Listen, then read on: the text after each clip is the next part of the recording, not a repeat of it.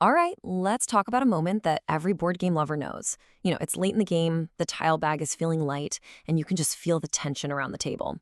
You see this tiny opening, this perfect little two-letter play, but is it actually legal? Well, today we are settling one of Scrabble's most common and honestly, most heated debates. So, picture this. You're looking down at your rack, and all you've got are two little tiles, an A and an I. But then you spot it, this super tight space on the board, a chance to lay them down next to another word and score twice. You play the tiles, feeling pretty good about yourself, and then you feel it, that skeptical stare from across the table. The game just stops. You know the challenge is coming. And this quote just nails that feeling, doesn't it? It's that immediate suspicion. I mean, in a world where AI means artificial intelligence, slapping it down on a Scrabble board feels like you're trying to sneak some new age slang past the dictionary police. It's a classic moment of board game conflict, and we're going to solve it for good right now. So, after all the arguments, all the side eye, all the dramatic pauses, what's the real answer? Is AI a legitimate Scrabble word? Let's just get right to it. Yes, 100% unequivocally, yes. AI is a totally valid, playable word in Scrabble. It's in the official word lists. But, and this is my favorite part, it's almost certainly not valid for the reason you're thinking. So here's the secret. The real reason this word is legit is, frankly, adorable. In the world of Scrabble, A means a three-toed sloth. Yeah, that's right. This isn't some new tech term they just added. It's a very old word for a very slow-moving animal. And that is the absolute key to winning the argument.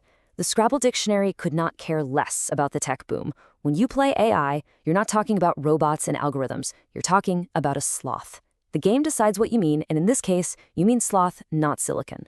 Okay, so how does this actually work? Why does I get a free pass when so many other abbreviations are a huge no-no? It kind of feels like a loophole, and, well, it is. It's just a completely legal, dictionary-approved loophole. Let's break down exactly why. Here is the crucial difference. The rules of Scrabble are super clear. Abbreviations are not allowed, period. That's why the AI, that stands for artificial intelligence, is out. But AI, the sloth, isn't an abbreviation. It's a real, standalone word with its own entry in the dictionary. It just happens to be spelled with the same two letters. And that's the magic. So after all that debate, all that secret knowledge, your grand prize for this clever play is 2 points. 1 for the A, 1 for the I. Now, if you're thinking, that's it? Then you are missing the true strategic genius of this little word. The power of A isn't in its points, it's in what it lets you do on the board. Okay, let's get into the strategy. Knowing AI is a word is one thing. Knowing how to use it is another. Playing AI isn't about getting a huge score. It's about being crafty. It is a quiet, humble little word that can be incredibly powerful if you know what you're doing. Think of it less as a sledgehammer and more like a lockpick.